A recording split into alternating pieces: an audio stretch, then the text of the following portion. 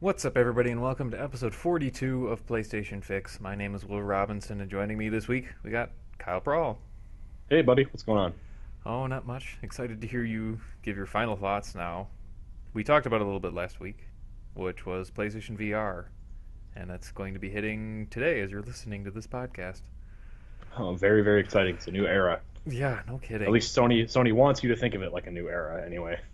Yeah, well, I think it is. At least, I mean, in a broad sense, I don't know if Sony single handedly is bringing it, but we'll say they are. True enough. But yeah, last week we talked about Kyle had gotten PlayStation VR early. I'd been playing it for was about a week or so at that time, somewhere around there. Yeah, I think when we talked, I had been playing it starting Thursday night through the so yeah, about 5 days there. Enough time to play all of Batman VR because I had just written my review at the time that we recorded that podcast. Mm-hmm. And in the time since, I've published reviews of three games. Steven, our UK general manager, has done quite a few more, and then we've got plenty more coming. Probably 9 or 10 additional reviews before all is said and done. And a little bit shameless self promotion here. There's a feature on PSU.com that everyone should go check out where we're cataloging those reviews all in one place. I imagine we can just include the link in the article for this podcast, but just hit up the homepage. You'll be able to find it easy enough. Mm-hmm. So yeah, we'll wrap up Kyle's final thoughts since he didn't have the review out at the time. We'll give his final thoughts on Batman VR, and you did two other games that you reviewed, correct? Which was Job Simulator Yep. and Harmonix. Harmonix Music VR. Yeah, those are the three I've written so far. Yeah. So Yeah. So we talked a little bit about them all during the last one, but now we'll just do the wrap ups and get more of a in depth, I think. well, you picked Batman. You're saving the best for first in this case. Well, I mean, we talked a lot about it before, so I figured no sense in going over it again all the way. But Sure, makes sense. Yeah, I ended up giving Batman an 8 out of 10, which is really solid. solid. Yeah, it's a solid a score. I mean, I didn't even rate Killzone Shadowfall that highly. So if you want to look at like launch titles on competing consoles, it's weird. It's like these reviews have been challenging to write because there's really no basis of comparison. Like Hmm. the historical data of past reviews just isn't there. So Yeah, and we're even just kind of experience wise. yeah, it's true. It's like usually I treat games like that. I try to rate, how was the experience? Like I give this experience a 5 out of 10 or a Yeah. 7 out of 10 versus, like starting with a 10 and then subtracting with things that I consider cons, like Yeah. this kind of mathematical approach. That's not me. But Hmm. you're right. They're really these experiences are brand new in and of themselves. So this is just one of those things where I think the mean scores are going to fluctuate and it'll be decided over time what an 8 out of 10 means. But for now, I would call Batman Arkham VR an 8 out of 10. Hmm. And we talked at great length in our last podcast about why that is. Really, Rocksteady just, to some extent, I think a lot of developers with the Batman license could have made a really kick-ass VR game. I mean, you're starting from a really awesome place, regardless of who you are. But the things that have always made Rocksteady's Arkham games sing, which is graphics, sound, and a real just appreciation for the canon, appreciation for the license. Yeah. Those things, those things come through in VR as well to just make it that much more powerful of an experience. And that's really what it comes down to. It is, in a truest sense, the power fantasy of being Batman is what you get with Arkham VR. Crazy. Yeah, I was completely blown away by it, as listeners or people who followed our E3 content would know when I get Absolutely, to try yeah. that. So it's just, That was a thrill to just watch you play that because I had, going into there, I had used it and this was your first time hands on with it. I'm like, oh man, I couldn't pick a better title for you to try for the first time. And yeah. frankly, like, there isn't really a better title for people to buy in on PlayStation VR day one. Like, I think if you're going to pick a single game out of the launch lineup, Hmm. this is probably the one because it not only is incredibly well made, it's polished, the tracking is accurate, but everyone can just relate to the myth of Batman. It just works better than if you dropped somebody into like The Witcher VR. You've got to Yeah. like explain to somebody who Geralt is and why this matters. Right. Batman's been around forever. So And it's I'll say this to people too. I think a lot of questions folks are going to have about this sort of opening salvo of games is how long are these experiences? yeah. Like how much meat are on these bones? I said on our last podcast that Arkham V, like a thorough playthrough of Arkham VR, where you're taking it in, you're appreciating your surroundings, you're kind of looking around at stuff. It's really only going to take you 90 minutes, even with that. Hmm. But nevertheless, I did want to highlight that Rocksteady's attention to detail really impressed me because there are things to find for those really dedicated players. It's small. We're not talking about the rewards of discovering a whole new level or a whole new side quest you didn't find before, the things that we're used to. Instead, this is like, by turning when standing in this position and leaning in this way, and then sort of gaming the system a little bit, you can spot a Mad Hatter cameo, or taking the time to jump around in Wayne Manor and not just immediately descend into the See, now Batcave. that's something I never even really thought of, was like actual Easter eggs Yes. that you can have now, because you like literally are in the environment looking for these clues or these hidden things. Oh, that's a good point. It That's is like just a a crazy literal thing. Easter egg. Yeah. No, good. Yeah, you're totally right. And that's what kind of that's a good way of describing what made it so rewarding to find, because it's not like these are incredible game rewards. You're not finding like new weapons, new power-ups, but like you are literally deciding, okay, rather than play on this piano and descend into the Batcave, I'm gonna hop over to this point of interest, and all of a sudden, oh hey, here's a postcard from Selena Kyle, or hey, Yeah. here's oh, and this was a really cool moment. Here's like Well, goth. don't if it's a really cool Oh, moment, don't talk about it. no, fair enough, but yeah, yeah, but you get what I mean. There's reward there for Batman fans, and the price is right. I believe it's only $20. Yeah. I want to double check that. Yeah, $20. So, I mean, what you're getting is an incredible Batman VR experience. I Yeah. mean, it's easily cooler than most. You pick a random thing. Most movies I've seen in the last Yeah. couple of years. You know what I mean? You're It's just- basically buying yourself a second movie ticket so you can literally be in the movie. So it's like, I think that's probably worth it. Yeah, I just want to, yeah, but we tend to move away from the price discussions with other games because it's like, Yeah. like it's just whatever. Let's rate the game as an experience and not, ding it for costing more than we think it should. I do kind of think though that price is a valid point here with VR games.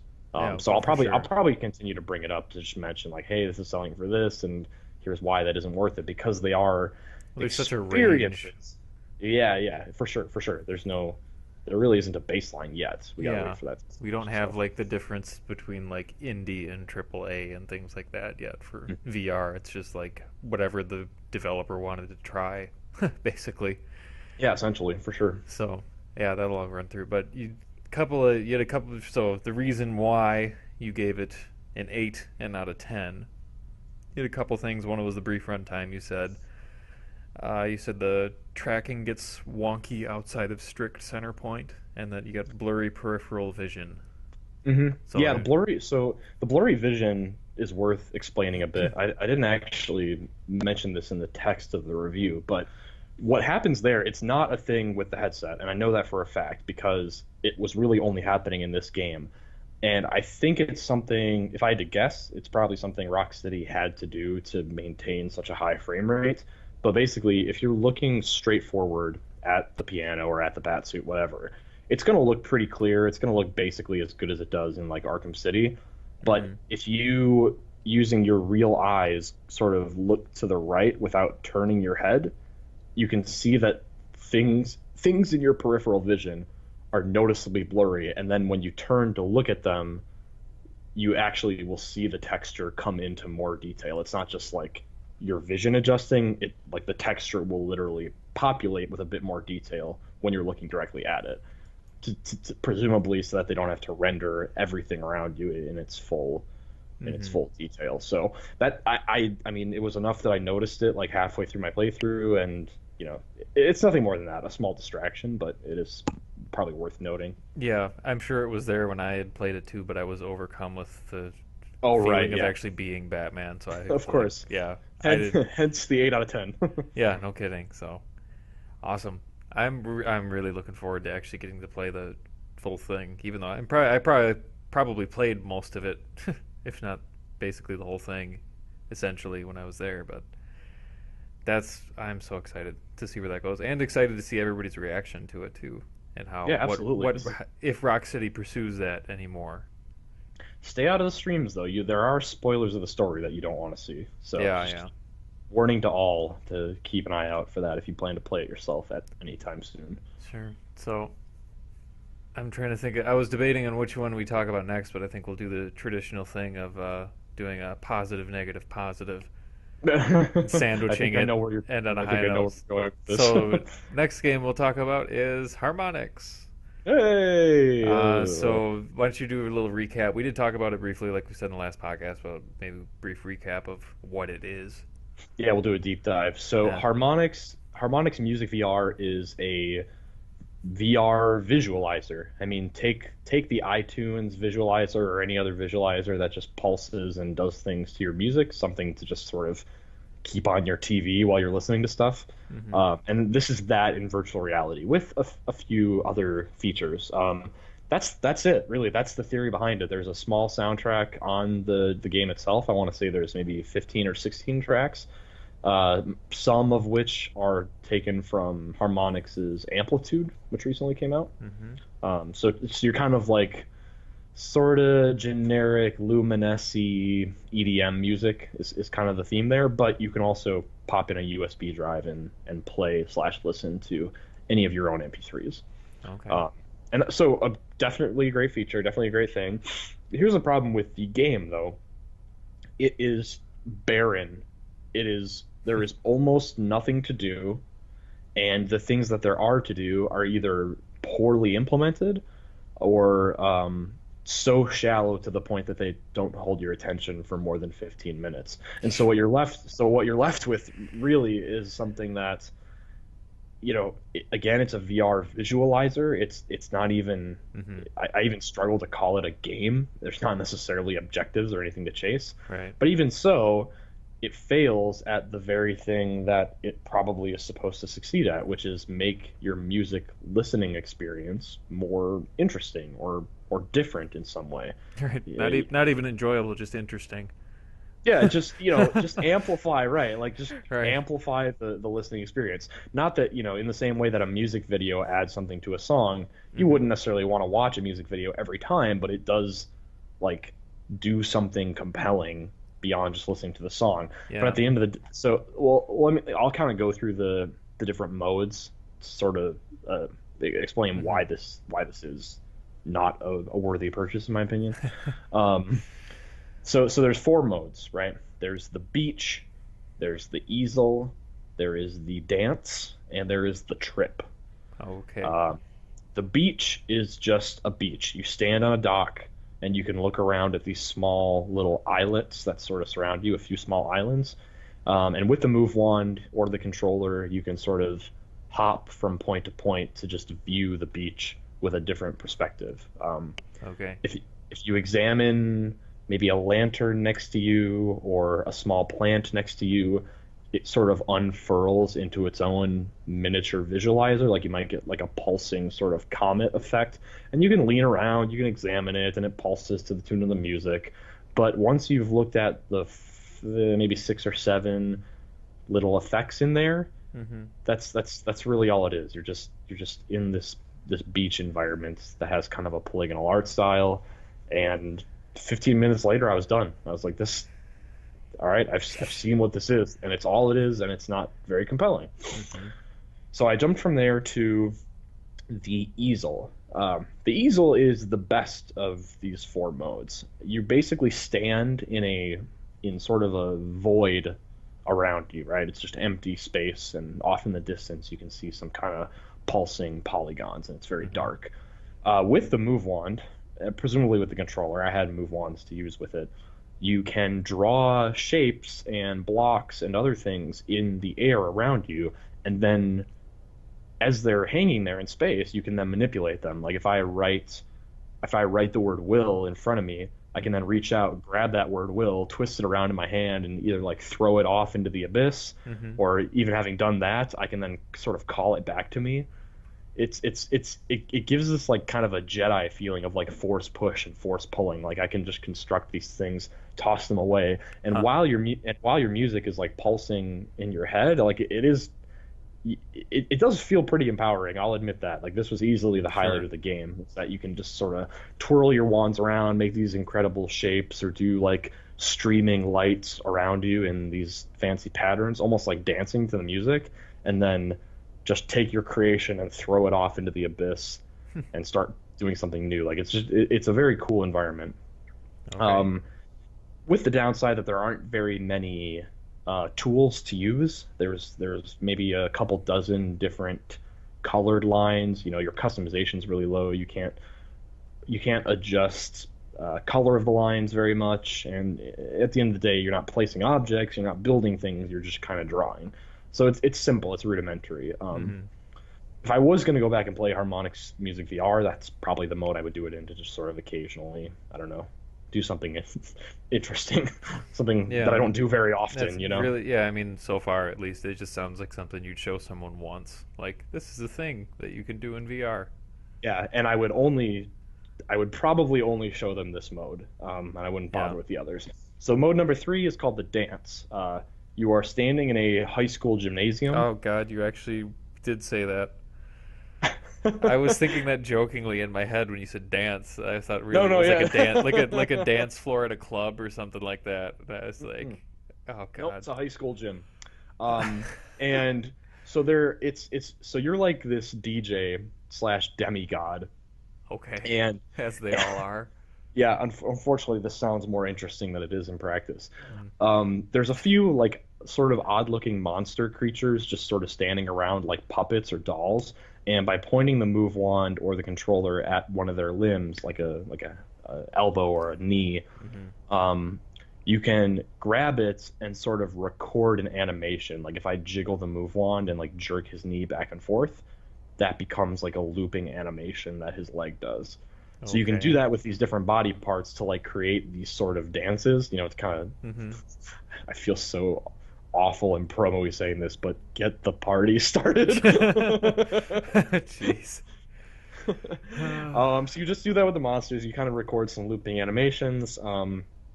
You can step behind the record booth and like scratch a record or shoot like toys at them with a toy gun, like baseballs and teddy bears. And Okay. then you can go to a bird's eye view where you can see the entire gym like a playhouse below you, and Hmm. you can like pick up the monsters and like throw them around. Hmm. That's the dance. All right. So the I don't have much more to add to that. the Jeez. whole I mean, it is what it is. Like Yeah. it is very literal. I have not I've scarcely written a review where I so literally just describe what you're doing because it kind of speaks for itself. I mean, I could tell you that, you know, the dance is dull, like its colors are kind of dark, its characters just look kind of not so great. The setting lacks detail, it's a little sort of depressing. And it's just, and there aren't compelling things to do that make you, that would want you to linger. Like nothing here is interesting enough to play, nor is it Yeah. improving your music experience. It's not No. like it's just distracting me from these See, songs that I like like. what you said there though is making me think of if there's ever a partnership with other peripherals, like if you had like actual DJ Hero or like Guitar Hero, where you're Mm. actually on a stage in Right. front of a Yeah. crowd, being able to play, and you can see the music track in front of you or whatever, kind of in the air, and I could see a very so there's uh t- like some of these games when you're holding the wands, and I really like this, and actually kudos to Harmonix because this is one really cool thing about it is that when you're holding a move wand, you can see the entire move wand in the game, including the buttons. So mm. it's like a quick reference of like, oh, okay. Oh, sure, yeah, It's not literally showing where my thumb is, but like I can tell just by feeling that okay, that's the X button, that's the triangle button because I can see it in the game constantly, right, like just looking what it looks like. So so along those lines, it would be cool to have a DJ hero or a guitar hero where you're standing on a stage, you're looking out at a crowd, and in the real world you're holding the guitar, and you'd probably have to have some knowledge of where the buttons are going in, but then even No, still, you sure, could yeah. have you could maybe have a virtual Right. guitar in the game to sort of remind yourself Right. as you're Well, I playing. mean, like you can't even really have time to look down at your True controllers when enough, playing yeah. those games. So it's like I was It's thinking not like like you'd have anyone's like a doing full that. like you'd have like a full DJ stage set up or something where it's just like you see all of the equipment out there, but you're behind it. You just have the little DJ Hero controller on like a tray table or something standing in your living Mm. room, but then it feels like you're playing to a crowd of like 10,000. Would just be amazing. Would it really would? Fireworks No, going off. Yeah, they incorporate the sound of like different pyrotechnics and things happening next to you and all that stuff. That'd be awesome. no question. The potential is. So But I that's moved not on. this game. No, that's not this game. I moved on from the dance after, same as the beach, 15 minutes. I'm like, okay. I looked around thoroughly. I looked for things. I looked for things to do, and I did not find them. Not a All good right, sign. so we get to mode number 4, which is the trip. Hmm. The trip is like the pure music visualizer where you're sitting in a tunnel, moving forward, and all around you and kind of coming at you are pulsing, moving shapes that are beating and doing things in time with the music.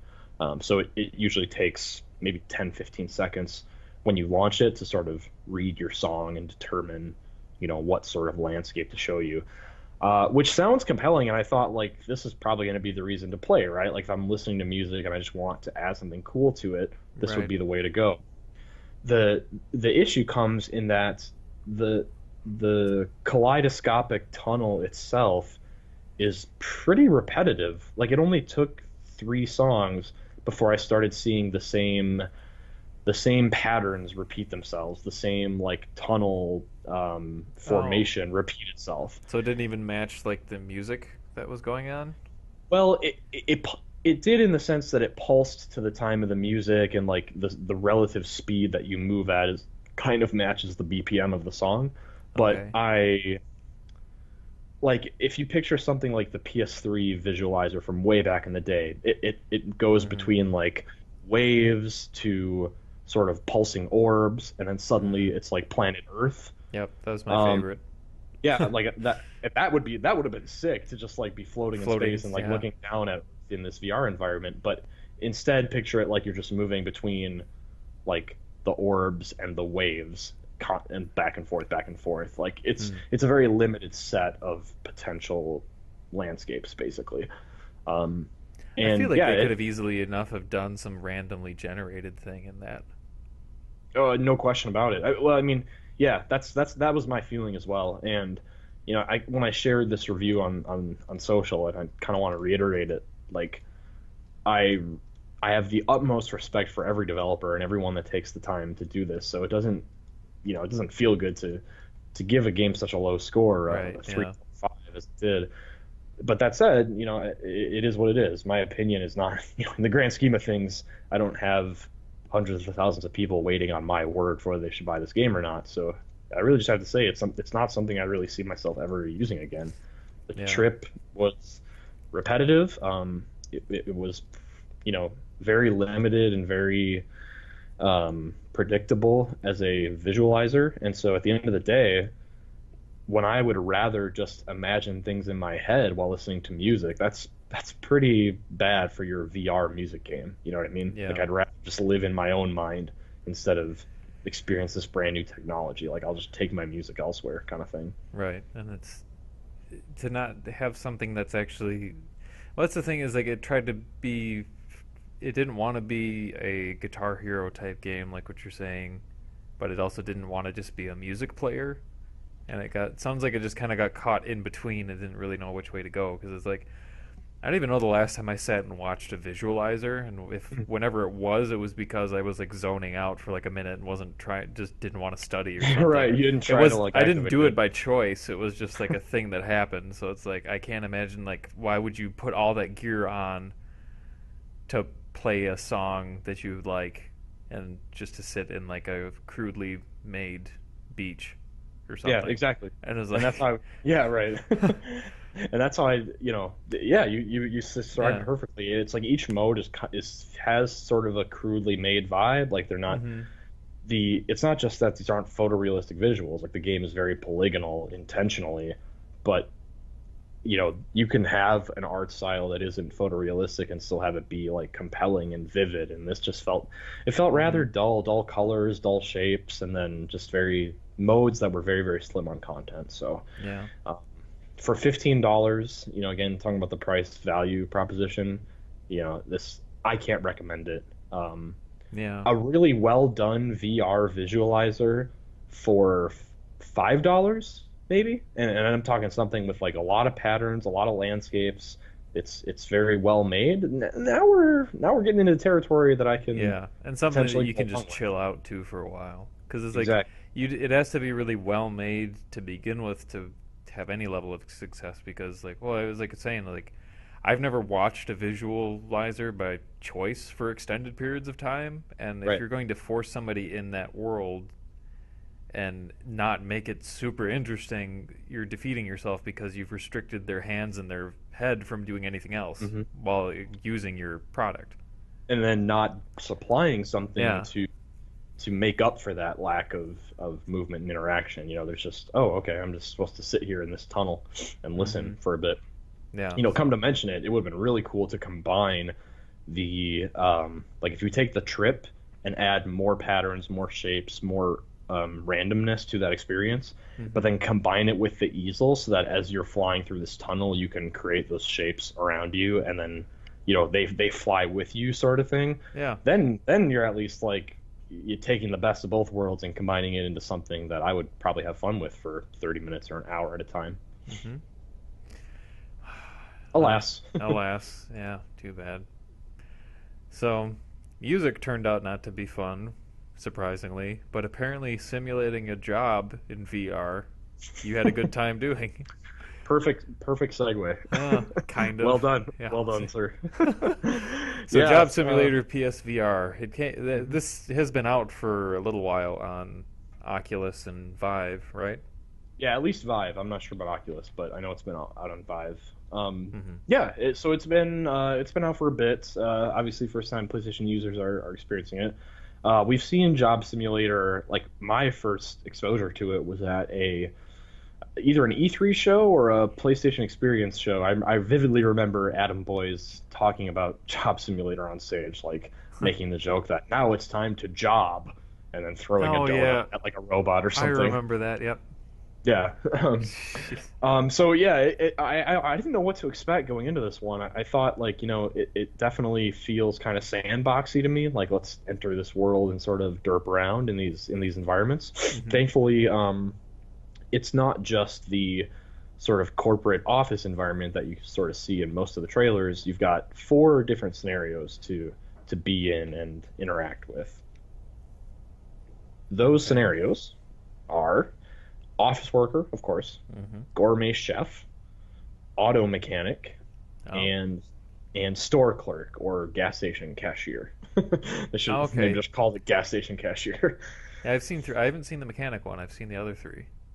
Okay, yeah. So Interesting. yeah, These, it keeps things fresh, I think. So yeah. what have you seen in trailers or videos or that kind of thing? Well, I've seen extended plays of the Office one going Okay, through. I sure. think I saw the whole run through of that. Somebody playing That through the whole thing. I saw, yeah, this store clerk where you're in the gas station. You have to give coupons or exchange money and all that kind of stuff, and going through. And it looked yeah, like it yeah. gets pretty crazy. Like all these things that were like that one and the chef one look like they can hmm be just like you can make them crazy, but they don't necessarily like the chef one seems like there's not a huge demand of people running through trying to get you stuff, but No, yeah, it's not it like Diner can. Dash. But yeah, it seems like you can make it a little crazy if you're not paying attention or if something gets moved around or whatever. Like it Yeah, seems that's like it's got a good amount of challenge there for like the different levels if you want it, and just to make it entertaining. mhm. So Yeah, that's kind of the charm of the game is that it is sandboxy, but it's in these nice small environments where you're not going to get overwhelmed with a ton of things to do. It's just you've got a very dense number of objects around you that can interact in interesting ways, and you get to just enjoy really feeling out VR for the first time and sort of yeah. making cool things happen. I think, it must be said that at least half of the charm of this game is its humor. I mean, Hmm. you are basically in the far-flung future. It's not said what year, but it's clearly hundreds of years from the present day. And these robots are trying to show you how humans used to live, like in our present day in 2016. Hmm. And so they're your taskmasters. They tell you, when humans were hungry, they would go to the restaurant and order a delicious breakfast. Please make breakfast, and you could Hmm. just throw a notepad on the grill with and just pour coffee on top of it and Yeah. set it on a plate if you wanted to. So you can follow like a series of instructions to kind of perform these routine tasks. As somebody who works in an office environment on a daily basis, it entertained me to no end that in the office scenario, you are instructed to create like reports for presentation to a client, Yep. and your three options are like honest, misleading, and manipulative. Yep. Yep. And if you pick the misleading one, which is what I picked, it's like the graph is set up such that the x-axis is time and the y-axis is losses. So it's like this upwards green Yeah. arrow. Yep. So just like there's charming touches like that, really funny dialogue all over the place, and that's half the fun. Hmm. But beyond that, I think what made this so compelling from a VR perspective is that I started to feel really skilled at doing these mundane tasks, and it was kind of like It's like satisfying actual and job. yeah, and like the way, okay, so I'll use real world cooking as an example. Like if you are putting together a complex recipe, you might have moments where you're like, say, opening a drawer with your right hand while simultaneously turning on the faucet with your left, Yep. or maybe taking a glass down from the cupboard while like holding a pan of sizzling beef with your other hand Hmm. and crossing your arms. So like you get these momentary moments where you're like juggling multiple tasks. And as you get more comfortable in Job Simulator with this totally novel VR experience, you can actually start to do the same things. Like you can, and so like obviously it's great to just complete tasks and just feel like a brief, oh cool, I did this, Hmm. ding, like order up and stuff like that. But you can start to challenge yourself to do it in more interesting ways. Like I'm gonna blend this juice or blend this orange over here while flipping a dial to make the grill appear and toast some bacon with my other hand. You know what I mean? So Yeah. you can make it as hard as you want to. Hmm. That's a well. Not only for like what you're saying for the number of things that you can do at once or how you can do them in different combinations. That one thing that is really surprising to me, at least I haven't seen this in any of the other games that we got to try or any of the other things that I've seen in trailers so far, is the sheer volume of things that you can interact with and how they can interact with each other. Like the Hmm. amount of layers that are in that game, and how that if you use this item in this thing, it does this thing, but if you accidentally use it in this one, it does a different thing. But if you combine it with this other thing, then it does this, or like you can just you really can just do whatever you want with a lot of stuff, and they've built that in so that I you can totally do whatever agree. you want.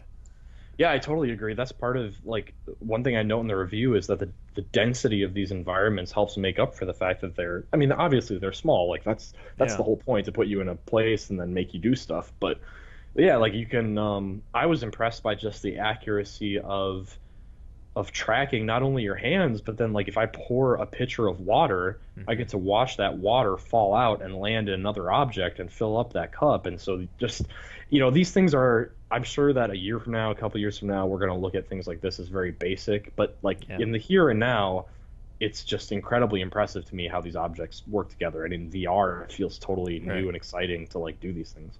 Right. To have something act realistically, Hmm. multiple things act realistically is really hard to do. Or to have it do what you expect it to do is not a simple thing, which is crazy.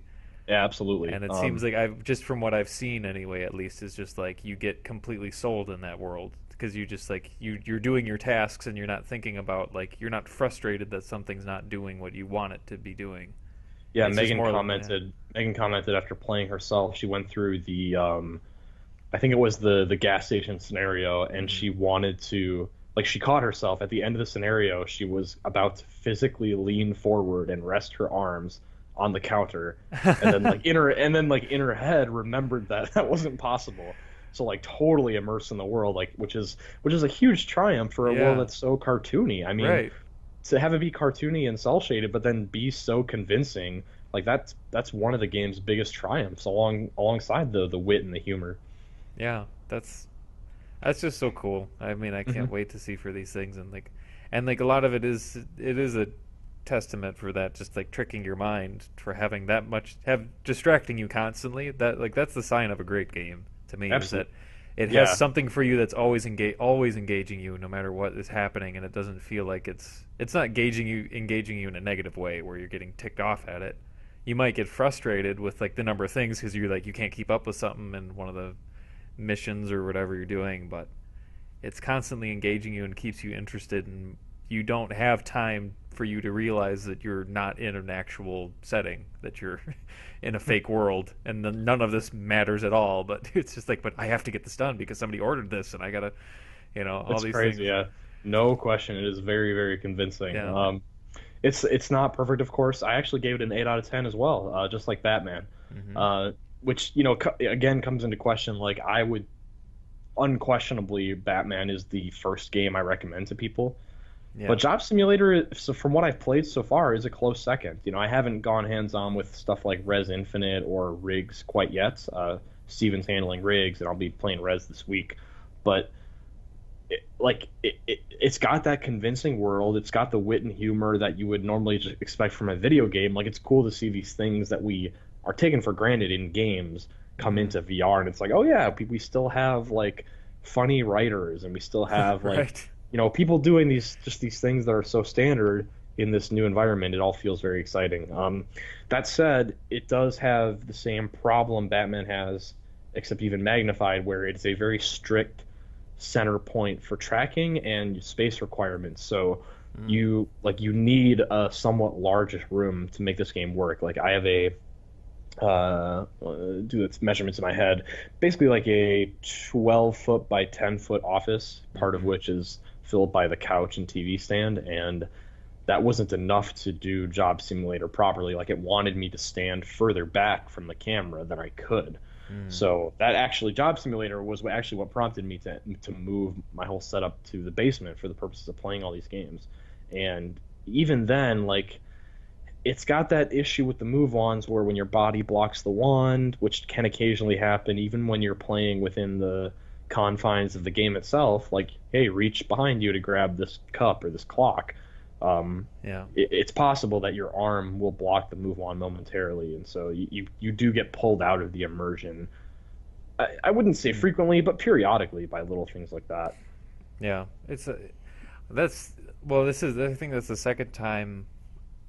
Was it Batman you were talking about that had the problem? There was another game I know that you talked about that had that problem before too, and just seeing how Sony's going to respond to that once more people in the world have PSVR, and to really stress test it and what can happen and how much of a problem, recurring problem, that is if they're going to add additional support for an additional camera that you set up on the opposite side of the room or something like that. Or Right.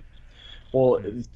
an interesting take on it too would be, yeah, I watched the Oculus Connect event earlier this week, and Oh. they announced these Oculus Touch controllers that don't use like lights like the Move ones do for tracking. Like, they don't require that. So Right. I haven't looked into how those work exactly, but it seems like the tech might be there to make turning around possible without any Yeah. things. It's Well, I just mean, the Sony hasn't Vive is gotten there yeah, yet. the Vive has done it, but I'm not versed well enough in how that full room setup is done for Yeah, them and to of be able course to that do it. requires you to have the whole space to make it happen. So Yeah. yeah, the other one that was I'm trying to think. Batman needed you to stand in a certain spot, but it was relatively generous with that. I know that I did occasionally like smack the ceiling in Batman when I was like reaching too high. You just forget that Yeah. you're in a room. It's Right. it's it's it's, it's little teething problems with the tech itself, I think. Mm-hmm. All right. So we've what can we expect in the coming weeks? We got you. You said you're doing Res. Yeah, I'm reviewing Res Infinite. Let's see. I'll pull up our editorial calendar here. Mm. Several reviews coming. Super Hypercube, a puzzle game by Polytron. It follows. I've played a bit of that. It follows the pattern of. I'm trying to think, like those. You've probably seen like game shows, like Japanese game shows, where you have to like contort your body Oh in yeah. such a way that a moving wall doesn't knock you over. Oh, that should be Um, fun. I misspoke. I actually haven't played Super Hypercube yet. We have another reviewer working on that, but I know that it fits the same philosophy where you twist a pattern of cubes to flip through these openings. Yeah, several games coming: Headmaster, Alumet, Wayward Sky, Riggs, and Drive Club VR are top of our list for reviews coming. There's a horror game called Here They Lie that we're working on right now, and that just seems freaking terrifying. Yeah. um, I specifically passed it on to another one of our editors. I'm like, I can't do this. A, because I'm reviewing 4 other games right now, but B, because this sounds pants crappingly scary. Yeah. It's like the surreal brand of horror where the things you're seeing aren't necessarily real. So it's doing some Oh. amnesia stuff, and it's, oh So then goodness, it's like some extra PT screwing with stuff. your mind. Oh Jesus, and in VR no less. Yeah. Forget about it. That's it over the next year or so. To see where the where developers go with horror and how that like they respond or how they can control it enough to not just like completely traumatize people. It just reminds me of like, so I in the process of playing Batman, there is a jump scare kind of moment that happens in the latter half, Yeah. and it's so mild compared to what a horror game would be, like a Resident Evil Right. 7. Like this is so mild compared to that, and yet I just recall when it happened to me, it was convincing enough that I like genuinely shouted, but like I'm also like I at the same time was conscious of the fact that it wasn't real, so I didn't like flail my arms around and go crazy. I just stood in my room and went ah just my jaw drops. I just Jeez. inject sound for a few seconds. Like, ah! But Like you're gonna, yeah. I mean, if you're standing up and stuff too, depending what you're doing, it's just like how many people are gonna fall over and just like crack their headset or something if there's a yeah, big scare and all these things. Like, right. If you do something intense enough or something really comes at you, like I yeah, or how many picture. people are gonna chuck their move controller in fear at something that's not there. Yeah, or like, if something pops out of the shadows and like grabs you and shakes your character, and you just in the real world go, "Oh, son of a gun," and just like grasp at Right. yourself and just drop everything. Yeah, it'll. Hmm. I'm those stories are obviously going to crop up, and I'm excited to hear them. But obviously, you, Uh, you don't wish for anyone to get hurt. But yeah, I'm no kidding. I'm fairly positive that somebody is going to get hurt at some Yeah, point. no, I'm actually I'm genuinely worried that horror is going to be kind of damaging for some people For the before it. reputation as well. Well, Yeah. I mean, just like mentally, it's going to be damaging for some Mhm. people, depending on how they, as well. There's obviously going to be a lot of extensive testing, but even some of those poor testers, when they're first figuring out those games, or it's the first time where you actually are in the haunted house with the It's very monsters. true. Yeah, it's a Like, perfect way of describing it. that's Being in that haunted house. yeah. There's no separation from that anymore, apart from it be like in terms of mentally anyway. There's not going to be that barrier It's a separating you. it's going to be hard to judge too because the people making Resident Evil 7 are in that game, Yeah. 12, 14 hours a day, and hence we're probably desensitized to it on week 1, you know what I mean? Mm-hmm. Like you don't even feel the horror of that anymore, and yet you keep making it scarier, to amp up, which is totally in your right to do. I mean, that's the Yeah. whole point, but like then it comes out and you're giving it to someone who maybe hasn't used VR very much. Like, God Mm. forbid a brand new user and just you know yeah, I mean it could be like I don't know if it's the kind of thing that's going to give lasting multi-year trauma, but it's something that could certainly give somebody a momentary trauma. Yeah, give Like people nightmares for a while no easily. question. Yeah, Yeah, no question. that's gonna be crazy. It's a brave new landscape, brave new frontier that we're in. So I didn't play it, but you did. Didn't you played PT a few times or tried to get through it a few times? Try Yeah, that's I would describe it as tried to get through it. Because I know a number of people that like played it like multiple times and they just couldn't. Like they just were like, no. It's it is uncanny how terrifying that game is. I don't even understand it like to this day. Like I play something like Amnesia or Silent Hill or Resident Evil, and you can, even as someone who doesn't play a lot of horror games, when I play those things, I can understand what about it is creating fear in me. Like it's the Right. use of light and dark, or it's the use of something that's there but isn't there. Like, Yeah. but PT is this special brand of crazy that I just cannot put my finger on, and it's got some Kojima blood in it. I think that's really it, and it is just freaking insane. And I'm sure somebody listening to this has played it and isn't scared by it or whatever. Yeah. More power to you. But also, you're nuts because that game is just sickening. So what would you think of something like that in VR? Because it's I first wouldn't. person, I right? wouldn't. I wouldn't think of it because I wouldn't play it. I just wanted to know. It is first person. Yeah, the Yeah. entire game takes place in a hallway, just a single hallway. Oh, I didn't know that. The entire game. Yep. It's and yet somehow it is the scariest entertainment experience I have ever undergone. Jeez. Uh, There's some uh, special sauce in that game. I hope it comes back in some form. maybe. Not I that, don't not know. because I'll play it, because somebody will enjoy it. Yeah. Right. But no, yeah, I think like here's the thing about it. Like I'll try anything once where video games are concerned, Hmm. and if PT or Allison Road or one of these first person just mind trip games comes out on VR, if I'm in the right mindset, I'm gonna play it. It's Halloween's coming up, so I'm excited to give Here They Lie a try. But it, it's just it's not my thing in traditional gaming, Yeah. and it sure as hell is not going to be my thing in VR gaming. I don't believe, unless I just decide that VR is like the horror thing to me, and that's all I do when I want to go in VR. Is I just pick something scary and just torment myself. Yeah. Distant screams in the basement of your house. It kind of, it gets me thinking about Until Dawn: Rush of Blood because while Steven Mm. reviewed that, I did play a good deal of it, and that's also a title that comes with a strong recommendation. I'm not sure that I would place it above Batman or Job Simulator, but I did enjoy my time with that quite a bit. Yeah. So is that one you basically just sit in a roller coaster, right, or something like that, or like it's a rail? Yeah, it's a rail shooter. You sit in a mine cart, and so to take a spin on the haunted house, it's like a haunted coaster, where there's Yep. scripted moments, there's scripted scares, and sometimes you're moving slowly through an environment so that things can kind of jump out at you, or sometimes you're moving quickly down hills and Hmm. through fast corners and stuff. And most of the time you have like a gun in each hand, so it is kind of empowering. Mm. And I will say that Until Dawn's tracking is probably the most accurate and responsive of any of the games I played.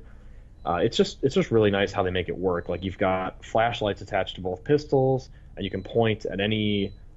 There's no reticle necessarily, but if I point at like a pot or a crazy clown or something scary in the environment, all it needs to be is the middle of the flashlight to sort of aim and get your bearings. So it's easy to adapt to. Um, it's simple to adapt to from like a traditional gamer Okay. point of view. And the moving didn't feel so like really out of place for you, like when you were sitting Well, stationary versus the moving in the game. it was pretty good, all things considered. It did have its sort of nauseating moments though. Hmm. And this actually helped illuminate for me what about VR really creates nausea and sickness in me. We talked a bit in the last podcast about how when I played Loading Human, this adventure game, or when I played Resident Evil, those were nauseating because my character in the game was moving and I was not, and my Hmm. brain was having trouble with that. That was my theory at the time. That theory still stands, but what it really is that if something is happening in the game and your body expects any kind of associated feeling that isn't Hmm. also happening, that's when you get those moments. So with Right. Until Dawn, it's like when you get to the top of a peak and then suddenly careen down in this minecart, you expect to feel a pit in your stomach. You expect to feel wind blowing on your hair. You expect Hmm. like the inertia of just this sudden drop. But when you don't feel those things, and it was literally like in an instant, nausea kicked in, and then as soon as that moment was over, like when the minecart slowed down, I of course still felt a little nauseous from the moment, but you could feel it subside because Right. now we're back in territory that the brain understands. Okay. Interesting. Well, yeah, well, that's pretty. So we got a. Well, we had a. How many games do we have? So there's like 15 launch titles so far, right? And we're gonna be working through all of them eventually Yeah, on this site. I'm not sure the exact number. I can probably hit up the It's PlayStation. somewhere around there. Yes, there's a great many. But we got a good amount already out on PSU. You can check them on PSU.com. All the reviews, the ones that Kyle talked about, if you want his full in-depth thoughts of those games on there. And same with Steven. He's got a lot coming out, or has a number that about come out already. We'll have more throughout the end of this week, next week, and always we're going to be covering all the new VR titles that come out along the way. So stay tuned to PSU.com for all those things. You can go to our Facebook page and keep track on Twitter for all of our latest postings and musings and all these things out there. PS YouTube for video content, and we got PSU Live on Twitch. Make sure that you get our podcast. You can get us on SoundCloud, on iTunes. Please leave a review on iTunes so you let us know how we're doing, what we can do to improve, make our show better for you all out there. So, yeah, this has been, what did I say, episode 42 of PlayStation Fix. Thanks for listening, guys, and we'll see you guys in the next one. Enjoy PSVR. Yeah. Take care.